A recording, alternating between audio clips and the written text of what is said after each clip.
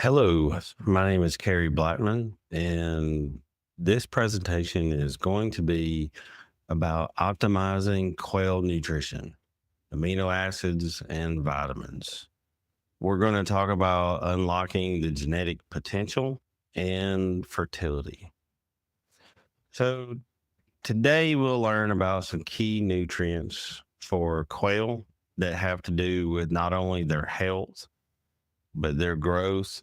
And some of them will also assist with better fertility rates. We'll focus on amino acids. We'll focus on some vitamins and some other stuff, some minerals that the birds, it just really helps them flourish. And we can bring up the question of why do you think nutrition is important for quail? That I get that question a lot. And the quick answer that I have for it is, why is nutrition important for people? It helps us to stay alive, helps us to be healthy, helps us to be vibrant, have good lives. Having good nutrition really helps us flourish as people. And that's important too for poultry because most of us are keeping quail and you can really apply this to any kind of animal. We're doing it for a purpose, whether it be meat and eggs, whether it be because you like the sound the bird makes, whether you think they're pretty and you like to look at them, maybe a combination of all that. Nutrition plays a key role in that. So we'll discuss a little bit about what makes that important too. Quail do have really high metabolic rates and some very specific nutritional requirements. And we're going to talk about some of those in a minute. One of the things that really got me interested into quail is I grew up raising chickens. I've had chickens ever since I was a little kid. And as I got older, I wanted to learn more about genetics and more about really breeding and how to take a bird with this trait and have a bird that has that trait or offset. If I'm looking for, let's say I breed Rhode Island Reds too. And if I have a male bird that has a crooked comb, how can I fix that in the breeding pen? Here's the thing. If you have certain traits, you can pair them together with something to offset that. But one of the easiest ways to do that is with quail, because quail and chickens are both poultry and a lot of the same breeding techniques work, but you can see the results a lot faster in the quail because they have that high metabolic rate. They mature a lot faster. It's huge when you're trying to play with stuff and test things out and see. Proper nutrition with quail and any other animal is really going to help them reach their full genetic potential. A lot of birds say, this is what I get. And so for me personally, my Pharaohs and my whites, I can get them to 15 to 16 ounces in anywhere to 8 weeks, usually no more than 10 weeks. And I've had people buy them and say, I did not have that result. I said, the first question I ask is, send me a copy of your feed tag and I want to see where you're housing them. And a lot of times they're buying them cheap feed that doesn't cost as much because they're on a budget or whatever. A lot of people get quail because they're on a budget and they can't afford chickens or whatever the reasoning is. And I said, that feed does not meet the nutritional requirements of quail and it can't keep up with their high metabolic rate and their rapid growth and things of that nature. So that's why you did not feed them a feed to unlock their genetic potential. And I make some suggestions on some stuff to feed. And I actually had one person that said, okay. And I was like, you're getting eggs by now. So hatch some out. And I want you to feed those birds this particular feed. It's the one that's available on Chewy. so anybody can get it. And I said, do that.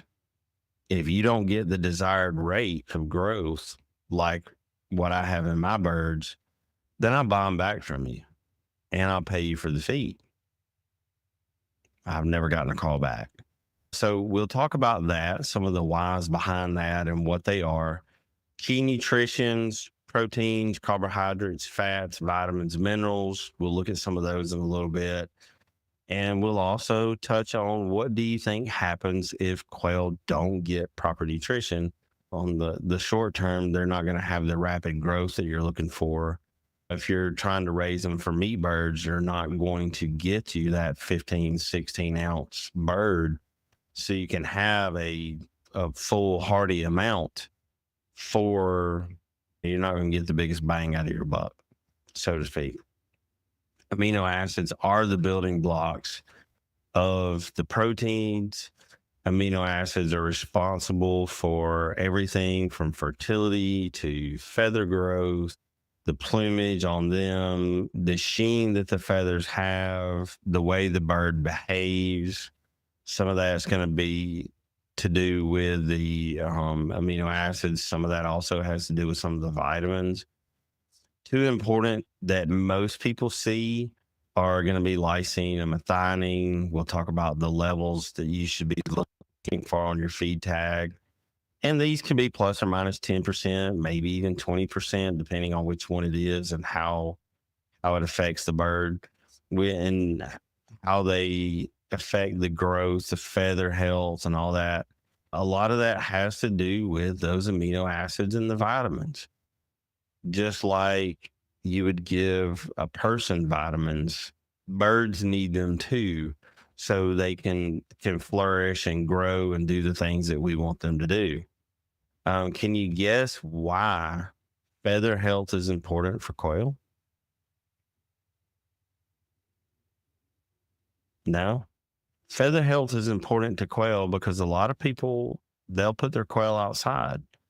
Quail were designed to be outside. They're very hardy birds.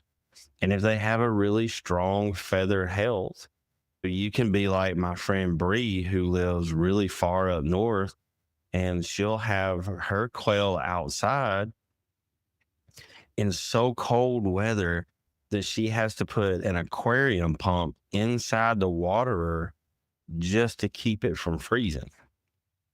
Snow, I've seen pictures of snow all around her quail cages, but her birds are fine because she feeds her birds a solid, balanced diet and they have feather health. And while we're on that topic, I will say that methionine is extremely important and related to the feather health because you can actually find methionine in feathers. So a lot of times you'll see in a lot of the groups, my birds are picking, they're eating each other's feathers. What's wrong? People go to mites, they go to diseases and all kinds of stuff. Me on the nutritional side, first thing I want to know is send me a picture of your feed tag, post that in the comments and tag me. And they'll do it. And a lot of times the methionine level is really low. And I'll tell them your methionine level is really not low. You need to supplement that or find a feed that has a higher methionine level.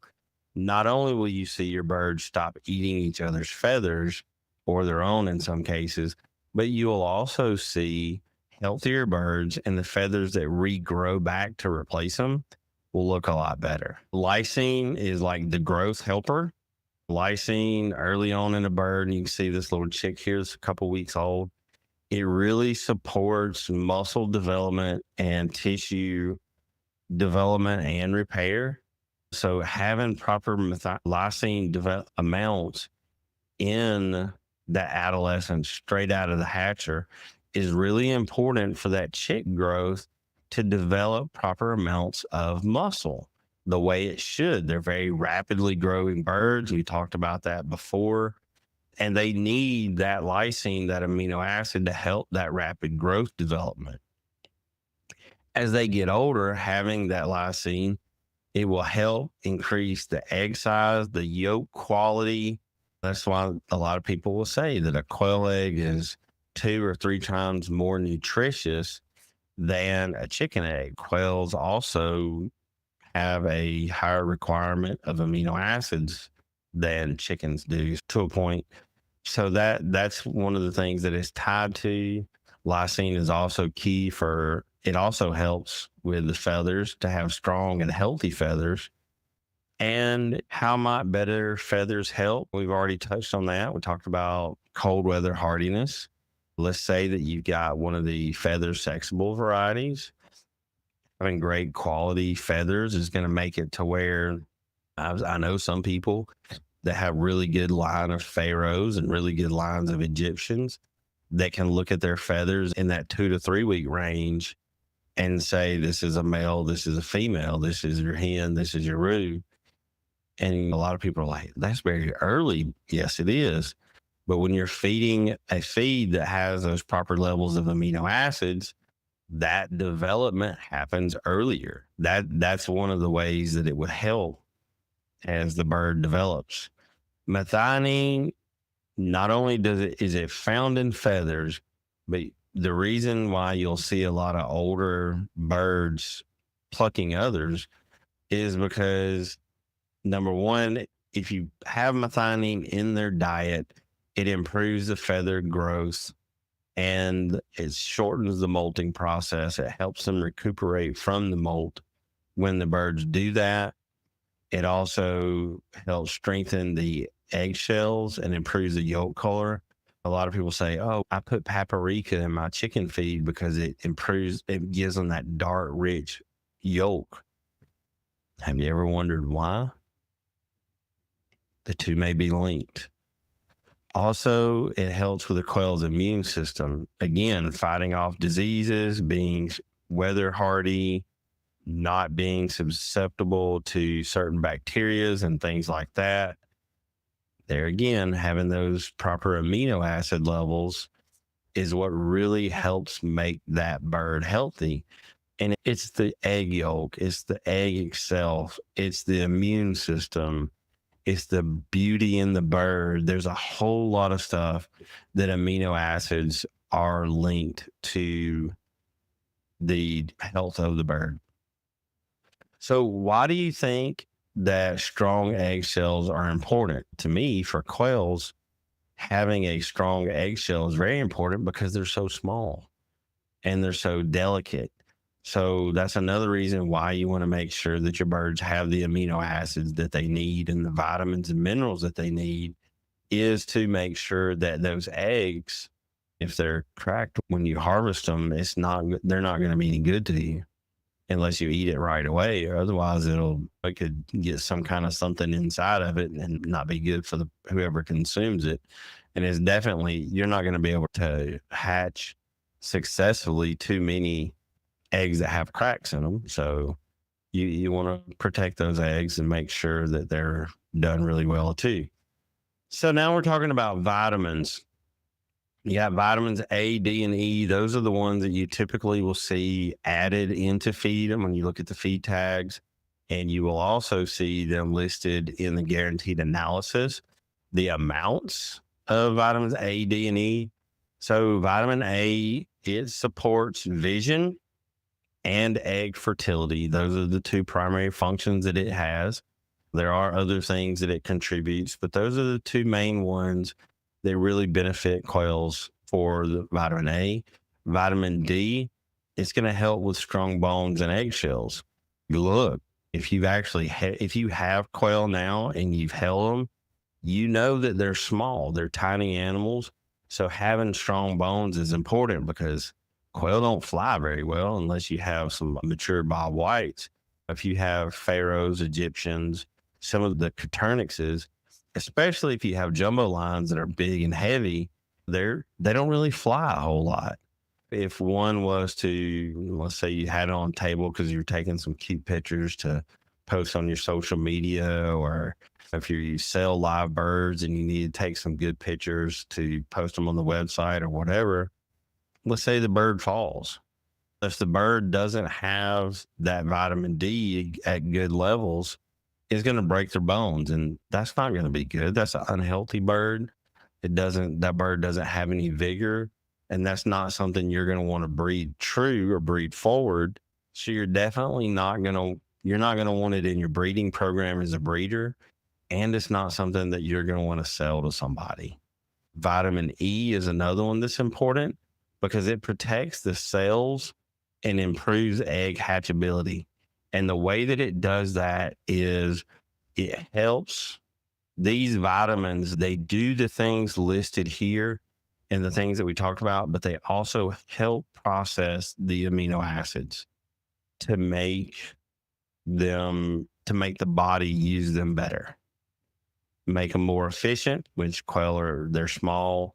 They are very efficient birds. Now, here's a question. Which vitamin do you think might help prevent broken eggs? That's going to be vitamin D.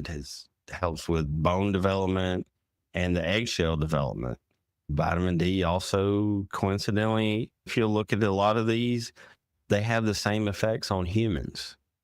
That's one of the ways that it makes it easier when you start studying poultry nutrition, is because in poultry, a lot of stuff has the same effect in poultry as it does in humans. Here is a table that was created by Jeff Maddox of the Fertrell Company. He's a really good friend of mine. He has created the recipes that I use in some of my custom blends and some other things that he's helped me with. He has also helped me learn an incredible amount about poultry nutrition and poultry science as it relates to that stuff. But these are some levels that you should look for. Now, I will say that a lot of people, protein is at the top. A lot of people say protein is an important number. I'm going to say that from what I learned, protein is not the most important number on here. Protein can vary by 10%, maybe even a little more, if the amino acids and the vitamins are where they should be. And the reason I say that is because I know some breeders, a lot of them, you'll see presentations by a couple of them on this same series. They don't use 20% layer feed. They use 18% layer feed. But the lysine is where it should be or higher. The methionine is what it should be or higher. The vitamins A, D, and E are what they should be or very close. The amount of fiber is there. The calcium is there. The fat content in the feed, all that stuff that plays a role is there. So when you do that, when you have everything else, you can play with the protein levels just a little bit. And a lot of people put influence on the protein because, everybody says, oh, I have this protein chicken feed, this protein game bird feed or whatever. But what really makes the feed is the amino acids and the vitamins. And one of the things that I have learned in having a feed mill is that's also what drives the price. And if you'll look at, let's say you get some starter feed, anywhere from an 18% starter all the way up to a 28% starter, and you look at the price as it relates to it, you'll see a little bit. You've obviously got the protein, but you'll see bigger differences in the amount of amino acids, because that's the amino acids and the vitamins are a lot of what makes up the driving force of the cost of your feed. And I will say this, I'll save it for another presentation later, but I will say that typically your more expensive feeds have less fillers in them. They have more nutrition in them, and they have higher quality grains, which is what makes up the expense. And when a bird is eating a complete food, they eat less. And when they eat less, you save sometimes as much as 20%, 25%. So it can add up. So when you're looking at feed, don't just look at the cost and the protein level. Check out all of your amino acids and your vitamins as well, because if you want your birds to perform at their genetic potential, you're going to have to feed them that way too. Nutrients working together, amino acids and the vitamin work together like a team. They help them grow. They help produce eggs. They help keep the bird's immune system solid. They balance the nutrition, help them to perform better. You can take a bird and feed it a complete feed, and you can have birds in a brooder and feed them a different feed. And some of the effects that you're going to see is anything from the consistency of the manure, the smell of the manure, the feathers, the condition of the feathers, the hatchability of your eggs, the fertility of the eggs, which fertility and hatchability tend to go together, the quality of the eggs. When you're feeding a more nutritionally balanced feed, you're going to have birds that look good. You're going to have active birds. You're going to have solid eggshells. You're going to have really good hatch rates. As a breeder, those are all things that you want. And I tell people, I say, I understand that these are animals. I get that. And I get that they have a purpose. But you need to think about it. When you're asking them to perform to the max, that's going to create an appetite, just like we as people. If we go out and do a job and work on the farm every day, you're going to work up an appetite and you're going to be hungry and you're going to eat. And if you eat a good quality meal, you can get up and you can do it again tomorrow over and over and over. But if you're working and you're doing manual labor and you eat honey buns and other snack cakes and maybe a sandwich that's got a lot of processed meats in it and other junk that you stick in it, that's going to build up in you and you're not really going to feel like performing at your best. And that's when you yourself starts to go downhill. So if you want quail to pop out 300 eggs a year and you want to have really good hatch rates when you try to hatch out those replacements to re-up your stock, you really need to take care of their nutritional needs because it all ties in together. It helps you unlock the quail's potential. Good nutrition helps quail reach their full genetic potential. It leads to faster growth, stronger bones, improves egg production, improves your chick survival rate. And what other benefits do you think could come from well-nourished quail? Well, let me ask you this. If you plan on eating those quail, if you feed them a high omega diet, do you think those high omegas will go into your body as well? Yep, they sure will. That's another thing. A lot of people that are raising quail from eating eggs, you're doing it because you want to eat better. But if you're feeding them crap and then you're eating them, when you think about it like that, it really sounds different. So that's another reason why it's important to feed your quail better and give them a well-nourished, balanced diet. It really benefits everything. Nutrition tips for quail care, high quality commercial feeds, talk to a nutritionist to get a custom ration. That's one thing you can do. You can email me, Carey at careyblackman.com, and I can get you. What I really like to have is a list of the grains and the amino acids or the grains and stuff like this available in bulk at your local feed store. And then I can take that and what you have, and we can build you a ration that you can get that your birds will flourish. And with that, you can monitor your quail growth and your egg production. Very important to store feed properly to maintain the nutrient quality. Number one, you don't want feed that's old and stale, that's not been sealed up. So that's important. You want to keep it fresh because if it's not fresh, it starts to mold, bacteria starts to grow in it, especially if you're in the South where it's really humid because bacteria flourishes in humid environments. So it's really important that you don't purchase no more feed than what you're going to use in a short period of time. And it's also important that you store it properly and keep it dry, which is very important. So today we've learned about amino acids and vitamins for quail, how the nutrients are critical for growth and reproduction.